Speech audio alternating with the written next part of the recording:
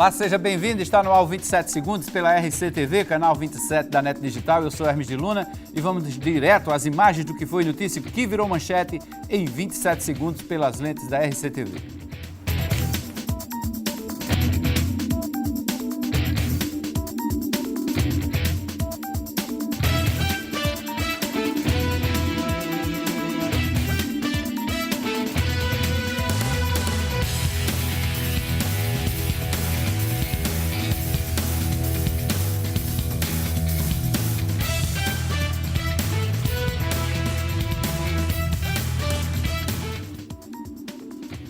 Bom, e hoje aqui no 27 Segundos vamos trazer muitas informações sobre a votação de hoje que movimentou o governo do estado, o Tribunal de Contas. Foram votadas as contas do governador Ricardo Coutinho referentes ao exercício de 2014. Vamos trazer a cobertura completa.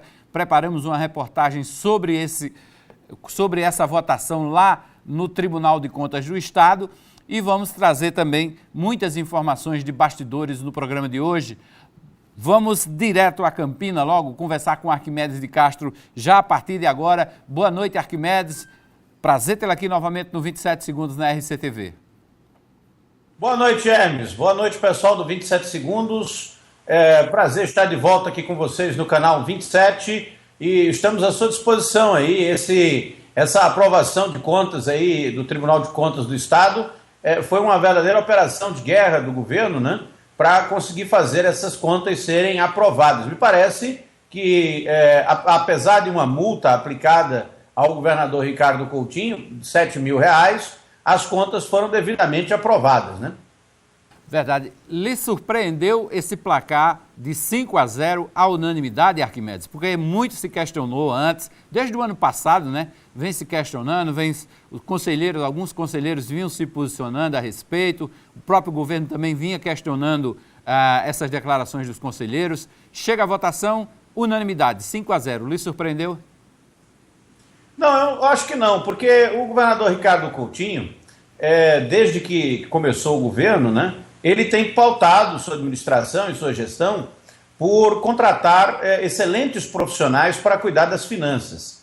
Então não é de se surpreender que a gestão dele consiga aprovar as contas. É lógico que políticos de oposição torcem pelo contrário, né? Torcem para que não dê certo, que o governador de repente não consiga aprovar suas contas, mas esse placar mostra com folga, né, que apesar de algumas incorreções que ocorrem na contabilidade pública, o governador até agora tem tratado a gestão, pelo menos pela ótica do Tribunal de Contas, até as contas que observou, de uma maneira ética, né? Pelo menos essa a impressão que a gente tem. Não me surpreende nenhuma, assim, apesar de haver uma expectativa negativa, não me surpreendeu o fato das contas serem aprovadas.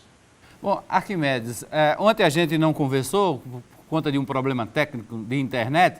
Aí hoje eu queria saber de você a sua opinião sobre a chegada de Aguinaldo Ribeiro à liderança do PP, Partido Progressista. Essa sim foi uma surpresa, né? Porque ele desistiu de manhã, já não era candidato, a Espiridião Amin é quem iria disputar com o Cacá Leão. De repente o Cacá Leão retira a candidatura e apoia Aguinaldo Ribeiro, que foi derrotado no primeiro turno juntamente com Espiridião Amin. Os dois tiveram 11 votos no primeiro turno, Cacá Leão teve 17, só não chegou a liderança do PP, porque não conseguiu mais 2 votos, eram necessários 19 votos. Pois é, mas essa é uma prova de que a sua bola de cristal funciona bem, né? Porque quem cantou essa bola foi você, né? Diz que não tinha a menor dúvida, quando a gente comentou isso semana passada, que o deputado do Partido Progressista iria conseguir a liderança do partido. Estranho se não conseguisse, né? Porque o Partido Progressista sempre esteve sob o comando dos Ribeiro aqui na Paraíba, né? E nacionalmente há um protagonismo do deputado Aguinaldo, já foi ministro e pode voltar a ser, né? Com essa nova indicação aí. É verdade. Agora, será que ele aceita o Ministério das Cidades?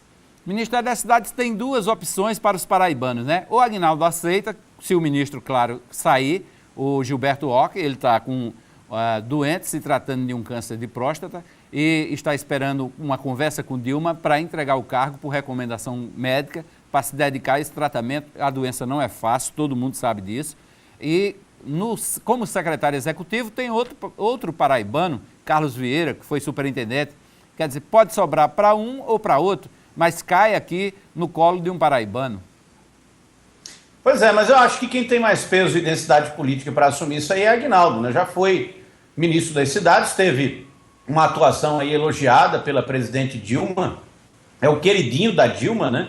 Que a Dilma até veio aqui em Campina Grande, almoçou galinha de capoeira lá na chácara dos Ribeiro, em Lagoa Seca. Quer dizer, eles gozam assim, de um prestígio muito grande com a presidente. Eu acho que se depender dela, ela não tem nenhuma dúvida de chamar Aguinaldo de volta. Eu acho que para Paraíba também pode ser bom, afinal de contas, aqui em Campina Grande existem vários projetos de parceria da Prefeitura com o governo federal, aí em João Pessoa também, e para Paraíba, para o governo do estado, né, também pode ser bom, porque afinal de contas, ter um paraibano à frente de um ministério tão importante e tão endinheirado só representa vantagem para qualquer estado, é isso que me parece assim a priori.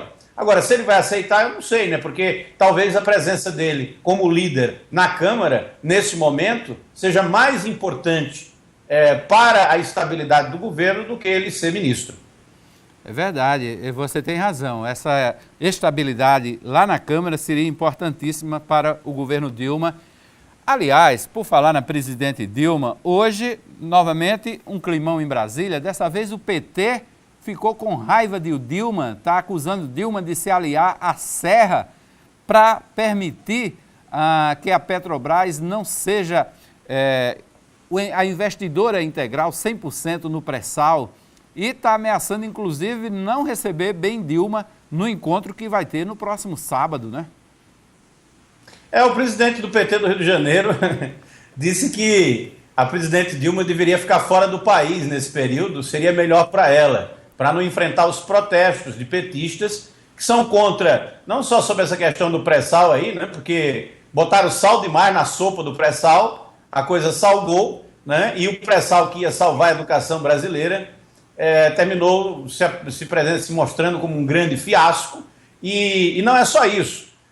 No Rio de Janeiro, os petistas estão muito chateados com essa proposta do governo de ajuste das contas públicas através de uma reforma da Previdência que retiraria direitos, né, dos trabalhadores. Uma pauta que desagrada muito a qualquer sindicalista. Vale lembrar, o Partido dos Trabalhadores surgiu a partir do Sindicato dos Metalúrgicos do Grande ABC, o Sindicato dos Metalúrgicos fez nascer Lula, e todo o Partido dos Trabalhadores na década de 80, e um partido que sempre defendeu historicamente causas trabalhistas, apoiar uma reforma da Previdência que torna mais difícil o ingresso do trabalhador na aposentadoria, é algo muito difícil do PT aprovar, e eu acho que a Dilma nem vai, para o Rio de Janeiro no sábado. Acho muito, ela inclusive já tem uma boa desculpa, né? Uma viagem internacional. Acho muito difícil ela aparecer por lá. Acabou agora há pouco o Programa Nacional do PMDB. Foi lançado o Plano Temer 2 para sair da crise. Temer pregou a unidade do partido e disse que cada um no seu canto pode fazer muito e se juntar para tirar o Brasil da crise. Mas está difícil, né? Plano tem, falta execução. Pois eu estava vendo no meu Facebook, há um ano atrás, exatamente há um ano atrás, Facebook lembra a gente dessas datas, né? Exatamente. Eu escrevi sobre um comentário de Temer, eu sou seguidor de Temer nas redes sociais, e eu escrevi um comentário que hoje apareceu para mim, que era o seguinte: seria Temer o nosso segundo Itamar? Né? E me parece que, com o passar do tempo, isso só se fortalece. É muito provável que o Temer assuma aí num suposto impedimento da presidente Dilma, e por esse programa aí do PMDB, que se apresenta como um partido muito mais preparado para enfrentar a crise brasileira, me parece que o PMDB já deixou de ser aliado do PT já faz tempo. Agora é só o rito do divórcio que está faltando. É complicado, viu, Arquimedes? É complicado, até porque o partido também está envolvido lá no Congresso Nacional nessa articulação e não consegue se entender. A bancada do PT, a bancada do governo não consegue se entender principalmente em votações como essa, né? Você citou o caso da Previdência aí, né? Tem o caso do pré-sal de ontem, que foi aprovado um projeto alternativo de Romero Jucá. Ou seja, outras empresas vão poder explorar o pré-sal, não vai ser uma exclusividade da Petrobras. Aí tem aquela toda chiadeira do Partido dos Trabalhadores e a presidente Dilma parece que ficou de vez isolada dentro do PT. Será que dá tempo ela sair? Ela não vai ser candidata a mais nada, né? Se quiser, pode inclusive pensar em trocar de legenda. Olha, a crise que envolveu a Petrobras com esse escândalo da Lava Jato é muito profunda.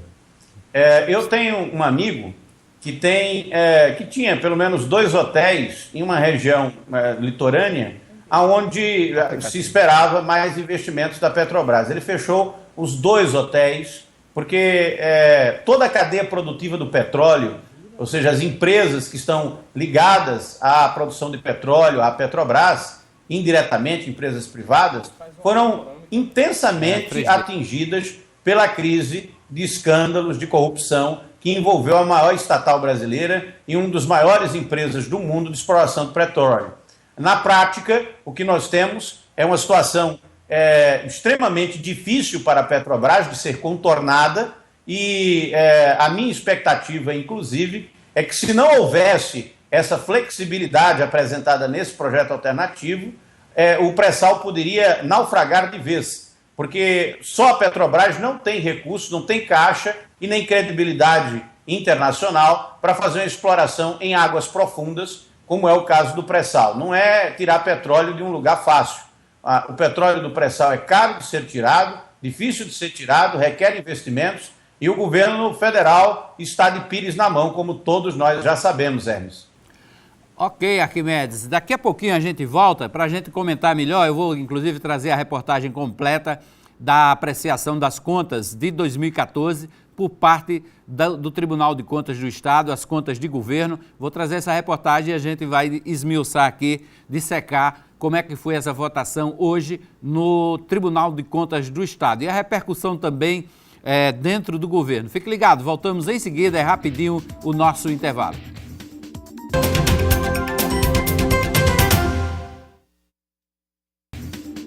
De volta com o 27 segundos pela RCTV, canal 27 da NET Digital. Eu vou voltar logo com Arquimedes de Castro para a gente chamar a matéria e comentar também sobre a votação hoje no Tribunal de Contas do Estado da Paraíba. Arquimedes, crise financeira no Estado, aprovação das contas pelo TCE, tudo isso também ajuda a afastar o fantasma do TCM, você concorda? Olha, eu acho que essa ideia do Tribunal de Contas dos Municípios, né, que vez por outra é ressuscitada aí por um governo ou por outro, já teve em debate no governo Cássio, agora voltou ao debate de novo. Eu gosto de uma frase pronunciada pelo senador José Maranhão, da primeira vez que esse tema veio à pauta jornalística na Paraíba. Ele disse que o TCM era uma gaiola de passarinhos, de canários, gaiola de ouro para canários. Né? Trocadas as cores, né, a gente pode dizer que esse TCM estava se configurando aí numa gaiola de ouro para papagaios, né? Não sei, ou qualquer outra ave desse tipo. Mas o que acontece na prática é que o Tribunal de Contas do Estado precisa de mais auditores, né? Pessoas técnicas, não são mais desembargadores, é mais auditores técnicos para se debruçarem sobre a contabilidade pública dos municípios e dos órgãos estatais, para dar mais celeridade às contas, né? À análise das contas. Agora, eu tenho a impressão que numa crise econômica dessa, ou sem crise, não tem nenhuma necessidade do Estado da Paraíba ter 223 municípios. E menos necessidade ainda de criar um Tribunal de Contas para cada município desse. Afinal de contas, nós estamos falando de municípios que têm aí 2.000 moradores, 3.000 moradores. Não há necessidade de um órgão a mais de fiscalização, de fiscalia, para cuidar de municípios tão pequenos que são já submetidos, na minha opinião, a uma burocracia excessiva. Porque no Brasil tem isso, né? Cochichola, aqui no Cariri, é submetida à mesma estrutura de burocracia que João Pessoa, né? Na prática.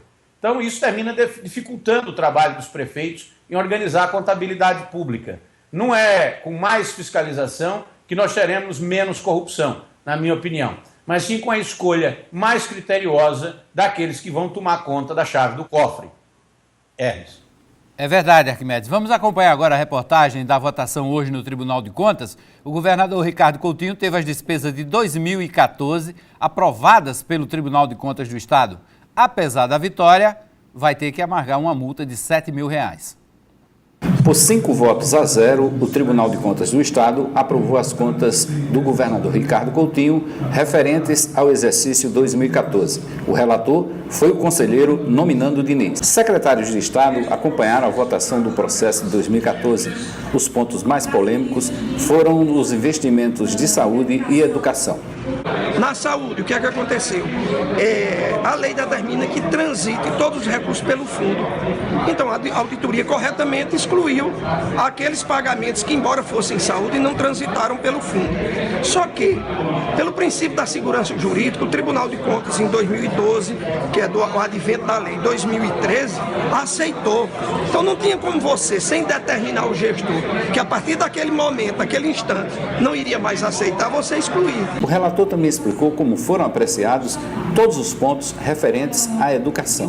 Segundo o Nominando Diniz, todos os gastos foram devidamente comprovados. Por isso, a aprovação de todos os itens. A auditoria entendeu e o Ministério Público ratificou de que aqueles recursos que foram pagos ao EPB não deveriam compor o percentual para a educação. Eu entendo diferente. Eu entendo de que, em sendo educação, a prioridade não é excludente. Ela não diz na Constituição que não pode, taxativamente não pode se usar. Então, é uma questão de gestão pública. Então, o dinheiro que foi pago deve ser incluído como educação. E bastou incluir esse percentual para que se cumprisse a educação. Mesmo com a aprovação das contas, por unanimidade, o Tribunal de Contas do Estado da Paraíba, por 3-2, decidiu multar o governador do Estado em R$7 mil. O relator do processo explicou. Foram duas razões. Primeiro, por descumprimento de determinação deste tribunal. E esse foi o principal motivo. Evidentemente que a determinação do tribunal tem força de execução. Ao final da sessão extraordinária do TCE, o governo comemorou. O secretário de Comunicação, Luiz Torres, disse que o governo não esperava outro resultado, porque entende que cumpriu todas as metas e todas as obrigações. Apesar da complexidade de se gerir um governo do Estado, uma gestão estadual, uma administração pública estadual, o governo conseguiu ao longo do ano de 2014, a exemplo do que fez nos anos anteriores, já referendados pelo tribunal, e do que vem fazendo, notadamente no ano de 2015 e agora em 2016, o governo conseguiu atender às exigências legais, formais, contábeis e principalmente cumprir aquilo que constitucionalmente é a obrigação do Estado. No mesmo julgamento, também foram aprovadas as contas do vice-governador Rômulo Gouveia, da desembargadora Maria de Fátima Bezerra Cavalcante e do desembargador Romero Marcelo da Fonseca, que assumiram o governo do Estado interinamente em razão das viagens do titular. Ficou registrado aqui no Tribunal de Contas que o governo do Estado, mais uma vez, fecha um ano, fecha um balanço, um exercício financeiro, atendendo aquilo que a sociedade paraibana mais espera, que é a boa aplicação dos recursos públicos, que vão além do debate formal, que estão também registrados na qualidade dos recursos que vêm sendo aplicados aqui na Paraíba. Está aí a reportagem sobre essa votação do Tribunal de Contas. Arquimedes, o governo tem mesmo que comemorar, como disse o secretário Luiz Torres? Mas é lógico, fazer festa. Hoje deve ter festa na Granja Santana, né? O governador, inclusive, está solteiro, pode até convidar uma galera e tal, porque essa aprovação do Tribunal de Contas, ela dá força para o governador nos processos que ele enfrenta no Tribunal Regional Eleitoral. Alguns, inclusive, acusando ele de abuso de poder econômico nas eleições para conseguir a reeleição. Entre as acusações está, por exemplo, o programa Empreender, que teria sido utilizado para beneficiar o governador durante as eleições. Eu tenho a impressão que essa decisão do Tribunal de Contas pode ser comemorada pelo governo, porque vai reforçar, né, a defesa do governo nesse pacotaço aí que o Tribunal Regional quer fazer para julgar todas as ações do governador de uma vez só e livrar a cara dele, né? Ou não se sabe ainda, vamos aguardar as decisões tomadas pelos desembargadores eleitorais e os juízes. Agora veja só, vamos fazer uma observação aqui nessa votação de hoje. Foram 5 votos a 0. Três conselheiros votaram pela aprovação com multa. 2 conselheiros técnicos de carreira do tribunal, não estão entre os conselheiros de indicação política, votaram pela aprovação unânime, mas sem a multa. Foi 3-2 o placar. O procurador-geral do Estado, Gilberto Carneiro, já avisou que vai recorrer dessa multa pelo placar apertado e pelo entendimento de que, se foi aprovado por unanimidade, para que multar? Para que punir para que a punição pecuniária? Não é? Agora, o conselheiro Fernando Catão, que seria o 6º voto, preferiu se abster desse processo. Se absteve porque ontem o governador teve julgado lá no tribunal um requerimento de suspeição do conselheiro Fernando Catão, que é tio de Cássio Cunha Lima. Por quê? Não pela conta de 2014, pela conta de 2015, que vai começar a tramitar no Tribunal de Contas a partir do próximo mês, e o conselheiro Fernando Catão é o relator das contas de 2015. Dessas contas, você viu aí, você acompanhou, nós acompanhamos, foi o conselheiro Nominando Diniz. Catão hoje só fez algumas observações, mas deixou claro que não estava votando, preferiu se abster desse processo e disse que alguns pontos ele vai levantar no relatório de 2015. Então, o governo tem que comemorar mesmo. Agora também acho que o governo vai ter mais problemas na conta de 2015. Não terá placar unânime, pelo menos pelo que ficou dito hoje nas entrelinhas na votação no Tribunal de Contas. É possível, Hermes. Agora, é o seguinte, esse tribunal, ele basicamente está todo formado por pessoas indicadas por José Maranhão e por Cássio Cunha Lima, que foram governadores do estado. E o governador Ricardo Coutinho está tentando emplacar nomes também, né? Requerer a suspeição de alguém pelo grau de parentesco, apesar de haver aí uma evidência, eu acho absolutamente desnecessário, né? Um desembargador de um tribunal de contas, que tem um cargo que só, quer dizer, um emprego para o resto da vida, é um emprego vitalício, ele tem uma carreira de Estado e, portanto, a familiaridade, a amizade, isso tudo deveria, em tese, ficar de lado para o julgamento ético de uma conta pública, de uma contabilidade pública, seja quem for o governante. A gente sabe que na prática isso termina não acontecendo, porque quem é indicado, e todos os tribunais de contas no Brasil são indicados politicamente, fica aquele laço da indicação e a dívida, né, com quem indicou. Portanto, me parece que não dá também para você botar fé, né, dizer que o Tribunal de Contas é totalmente isento, mas acho ilegítimo acusá-lo de ser parcial ou de tomar decisões de acordo com conveniências políticas. Eu confio no julgamento do Fernando Catão, acho que ele não ia julgar de acordo com as suas preferências familiares, não. Ok, Arquimedes, daqui a pouquinho a gente volta. Vamos falar mais um pouquinho também sobre a situação do PMDB. O deputado Trócoli Júnior saiu em defesa do deputado Gervásio Filho, que esteve aqui no Rede Debate no início da semana. Vamos saber o que é que Trócoli pensa dessa história, da aliança com o PMDB, daqui a pouquinho, na volta do intervalo, no terceiro bloco do 27 segundos desta quinta-feira, aqui ao vivo.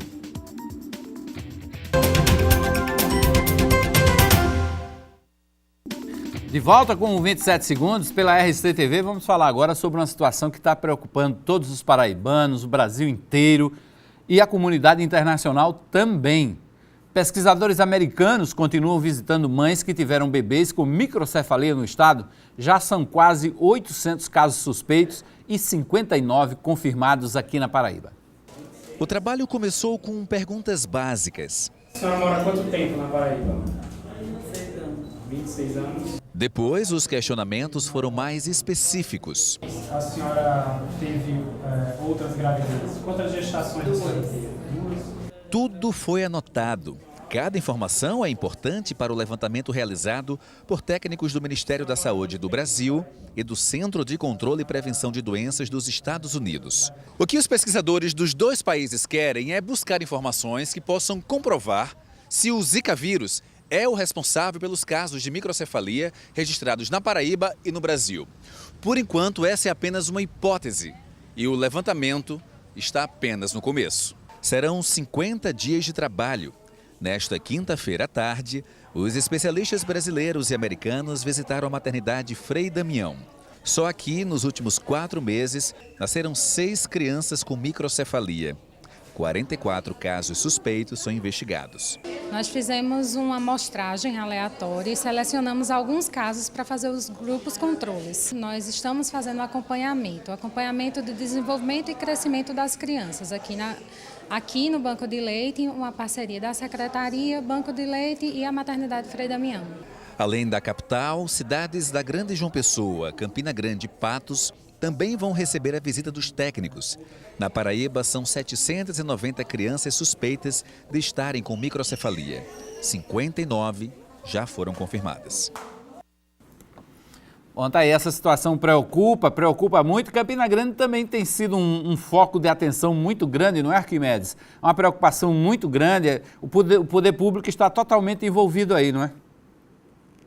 Tá sim, inclusive no Instituto Eupídio de Almeida, o Instituto de Saúde Eupídio de Almeida, que é uma maternidade de referência de alto risco para todo o estado da Paraíba, existem pesquisas, já em estado bastante avançado, de correlação de grávidas que foram infectadas pelo Zika vírus e que tiveram bebês com suspeita de microcefalia.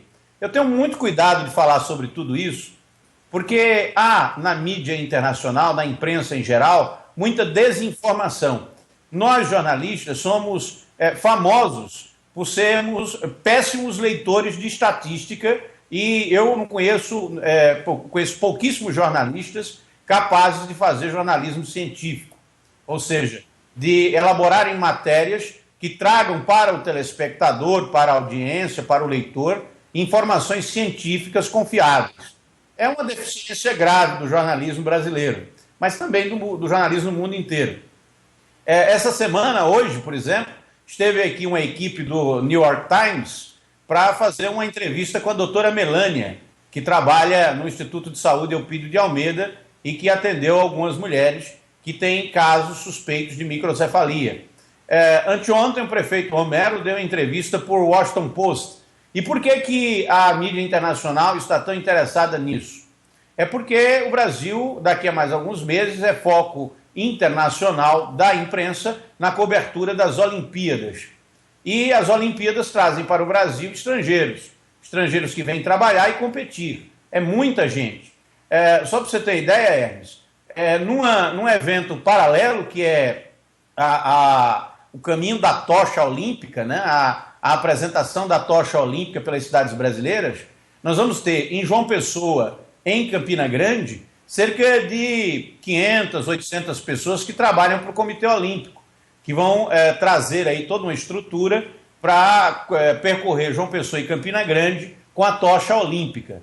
Então, a preocupação dos estrangeiros que vêm ao país para esse evento esportivo é que possam contrair o Zika vírus, e essa moléstia que mexe com a genética do ser humano, né, que mexe com a possibilidade de transmissão de uma doença genética com repercussões neurológicas irreversíveis, ela vá para os países europeus e para os países escandinavos e para a América do Norte, né, que está aí, digamos assim, protegida por essa epidemia. Eu tenho a impressão que nós estamos aí diante de uma situação muito complicada, e acho que a mídia deveria ser menos alarmista do que está sendo. Afinal de contas, microcefalia não é causada só pelo Zika vírus, mas por uma série de doenças, entre elas uma doença que há décadas ameaça a saúde das mulheres brasileiras, que é a sífilis, né? Uma doença tratável por medicamentos, tratável por antibióticos, mas uma doença sexualmente transmissível que há décadas provoca microcefalia em fetos de mulheres que possuem essa doença transmitida sexualmente e que é muito mais comum do que o Zika vírus, por exemplo. Verdade, estou lendo aqui na internet a sessão temática que o Senado realizou hoje com a presença da médica campinense Adriana Mello, que é do INSEA. E ela foi falar hoje no Senado Federal, amanhã de manhã estará na Assembleia Legislativa, sendo justamente muito justa a homenagem que a Assembleia faz. São 2 medalhas que ela vai receber, 2 honrarias, uma de autoria do deputado Adriano Galdino, que é o presidente da Assembleia, outra do deputado Ricardo Barbosa, que é do PSB, ambos são do PSB. E a médica Adriana Mello foi a primeira profissional de medicina no país que fez essa relação do Zika vírus com os casos de microcefalia. E ela é agora citada como referência internacional em todas as pesquisas. O bacana é que a doutora Adriana está recebendo esse reconhecimento, né? É uma médica muito dedicada. Eu conversei com colegas dela, eu não conheço ela pessoalmente, mas conversei com colegas dela que trabalham com ela e pessoas que estão próximas e me disseram que ela dedica a vida a isso, né? Uma pesquisadora que se dedica integralmente a pesquisar moléstias que causam malformações nos fetos, porque o Instituto de Saúde Eupídio de Almeida, aqui em Campina Grande, é a curva do rio do estado da Paraíba no que diz respeito à maternidade.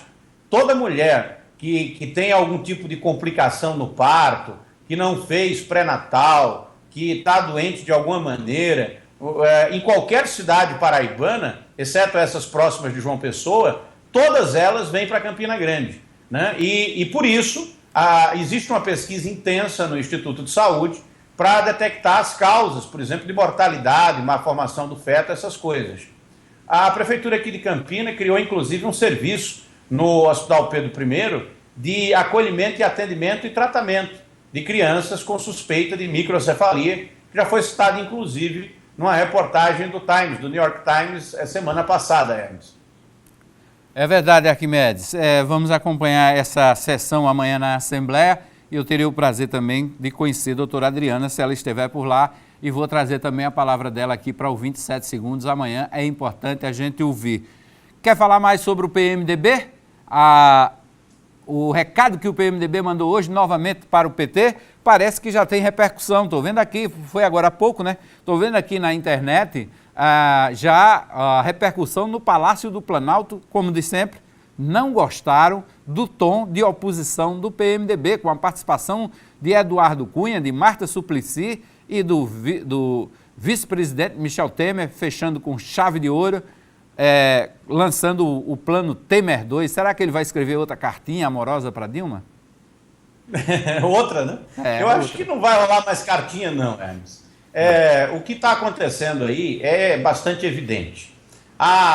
O que rachou a aliança entre PT e PMDB, assim, objetivamente, fato objetivo, foi a candidatura de Arlindo Quinalha, que é deputado pelo PT de São Paulo, lançada pela presidente Dilma, contra a candidatura de Eduardo Cunha, que é do PMDB do Rio de Janeiro, para a presidência da Câmara. Isso no começo da legislatura, no ano passado. Isso tudo causou um mal-estar muito grande e a ressaca desse mal-estar está se materializando agora nessas propagandas do Partido do Movimento Democrático Brasileiro. Não é de estranhar que o PMDB esteja dividido ou que haja opiniões divergentes na liderança. Você lembra muito bem, Hermes, que desde bastante tempo, se a gente puxar pela memória aí, desde o doutor Ulisses Guimarães, que nós temos um PMDB dividido. Uma divisão tão séria, né, no partido, que foi exatamente do PMDB e de uma divisão interna do PMDB que surgiu o PSDB, né, que surgiu o Partido da Social Democracia Brasileira.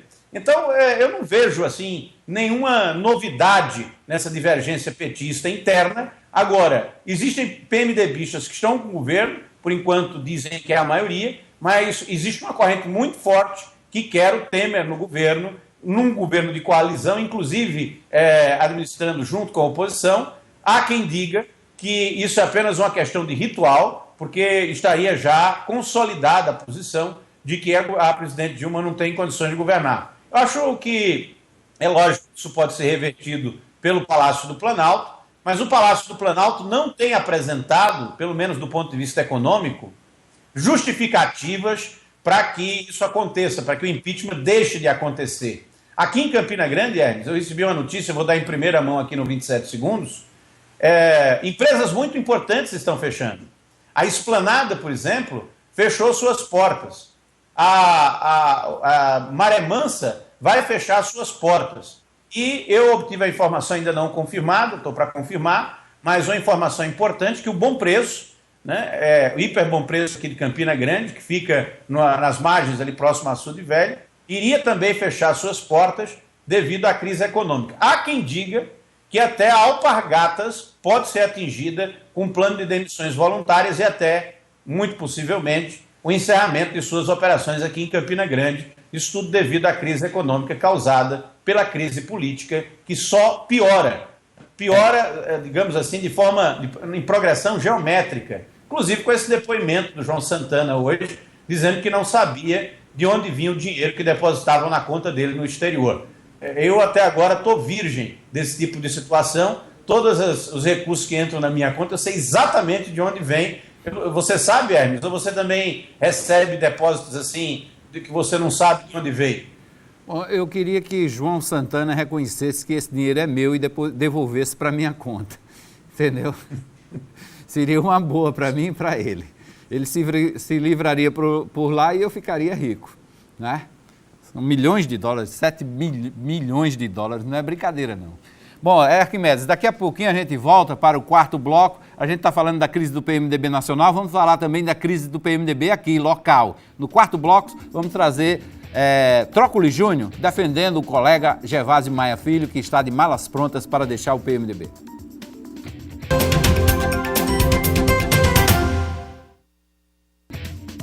De volta com 27 segundos pela RCTV, quarto e último bloco do programa. Já falamos sobre Zika, sobre as pesquisas, a homenagem à médica paraibana amanhã na Assembleia Legislativa, ela que participou hoje de uma sessão temática lá no Congresso Nacional, no Senado. Me parece que essa sessão temática foi convocada por autoria do senador Cássio Cunha Lima. Tem outra preocupação, não é só com Zika, mas também é o mesmo personagem que aparece, o mosquito Aedes aegypti, no interior. O clima é de preocupação. Em Serra Branca, região do Cariri, a equipe médica no hospital e nas unidades de saúde da família foram reforçadas para atender os pacientes com sintomas da dengue e da chikungunya. Só nos meses de dezembro e janeiro já foram quase 5 mil atendimentos. Não é difícil encontrar no Hospital Geral da cidade de Serra Branca, no Cariri paraibano, pessoas sentindo os mesmos sintomas. Dor, febre, dor de cabeça e vômito. A pequena Joana, de 4 anos, chora de dor. Essa dona de casa também se queixa. Comecei a sentir ontem de manhã. O primeiro sintoma foi os pés inchados. Os pés doendo muito, depois as pernas, eu mal estou conseguindo andar. De acordo com a Secretaria de Saúde do município, só nos meses de dezembro e janeiro foram mais de 4.500 atendimentos ambulatoriais. Deles, a maioria de pessoas com sintomas da chikungunya. Foi necessário que a gente contratasse novos médicos para poder atender essa demanda, inclusive de um fluxo enorme de outros municípios. Nós atendemos aqui, nesses 2 meses, praticamente 1.000 pessoas vindas de outros municípios, inclusive que não eram referência para a nossa cidade. O surto de chikungunya na cidade e em outros municípios vizinhos tem levado muita gente ao único hospital local. Um plantão de 24 horas, a gente já chegou a atender aqui mais de 200 pacientes, 210, 215 pacientes. Isso, o volume geral de pacientes do plantão de 24 horas. Só que dentre esses 210 pacientes, aproximadamente 80% com esses mesmos sintomas. Para atender a demanda, a Secretaria de Saúde do município ampliou o atendimento na unidade, capacitou os profissionais das unidades básicas de saúde e tem apostado na conscientização através da educação. O problema é que, assim como acontece em outras cidades, Criadouros do mosquito Aedes aegypti estão por toda parte, como, por exemplo, nesse terreno em frente ao prédio do antigo hospital que está abandonado. Aí nós encontramos copos descartáveis, baldes, lâmpadas quebradas, outros recipientes e um tanque com água acumulada. A gente precisa da união de todos, sobretudo da população, para debelar esses criadouros e dessa forma a gente conseguir alcançar o nível de excelência para combater. Não é fácil não, viu? Além do Zika vírus, também preocupação com dengue, chikungunya, toda vindos do mosquito Aedes aegypti. É difícil, precisa da conscientização da população. Só as autoridades não resolverão não. Enquanto a população não tomar cuidado com o seu próprio espaço, se preocupar também com o vizinho e avisar as autoridades para tomar as providências necessárias, vai ser difícil combater e ganhar essa guerra.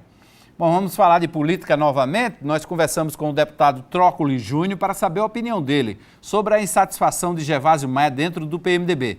Ele também aproveitou para falar sobre a aliança com o PSB em Campina Grande, com a confirmação do nome do deputado Adriano Galdino, presidente da Assembleia Legislativa, como pré-candidato do PSB, do partido do governador Ricardo Coutinho. Como administrar essas divergências e colocar o seu partido como protagonista no cenário? Trócoli Júnior respondeu. Nós acreditamos, né, que podemos e ainda temos tempo de contornarmos algumas dificuldades. E espero que isso venha acontecer. O que o senhor achou da pré-candidatura de Adriano Galdino pelo PSB confrontando-se com o PMDB em Campina Grande? Olha, eu acho natural, porque todo partido, tanto o PMDB como o PSB, pode ter candidatura própria. Eu apenas gosto muito de dizer em todas as minhas entrevistas que isso só será decidido 30 de junho. Daqui para 30 de junho muita coisa pode acontecer. E eu continuo pregando, né, no deserto, poderia dizer assim, pelo menos momentaneamente, de que a aliança do PSB com o PMDB é uma aliança importante para a Paraíba. O senhor quer dizer que PSB e PMDB podem retirar as duas candidaturas de João Pessoa em Campina Grande para discutir a aliança nesses dois colégios? Não, eu quero dizer de que dialogando até dia 30 de junho é possível que alguma coisa possa acontecer para a união e a reunificação do PMDB e do PSB. Eu acho que nós devemos tentar até o último momento. E dei um exemplo anteriormente, que foi a candidatura do então senador Vital do Rego, que foi decidido de manhã no dia das convenções. Se o PMDB insistir com a candidatura, o senhor sai do partido? Olha, eu espero que isso não venha acontecer, mas nós iremos trabalhar, tanto eu como o deputado Gervásio, juntos e vamos tomar uma decisão em conjunto. Tá aí o deputado Trócoli Júnior falando dessa situação no PMDB, divergência interna também no PMDB local. Arquimedes de Castro, você apostaria, você viu a entrevista do deputado Gervásio Maia, né? Você apostaria que ele já está fora, já está de malas prontas para deixar o PMDB? Olha, eu vou com a opinião do Wellington Farias, né? Já saiu, falta agora só o ritual de saída. Ambos me parecem estar de malas prontas aí. Agora, aqui em Campina Grande, eu não acho natural que haja uma candidatura de Adriano Galdino do PSB, pelo menos uma pré-candidatura posta, e uma pré-candidatura do PMDB com Veneziano Vital.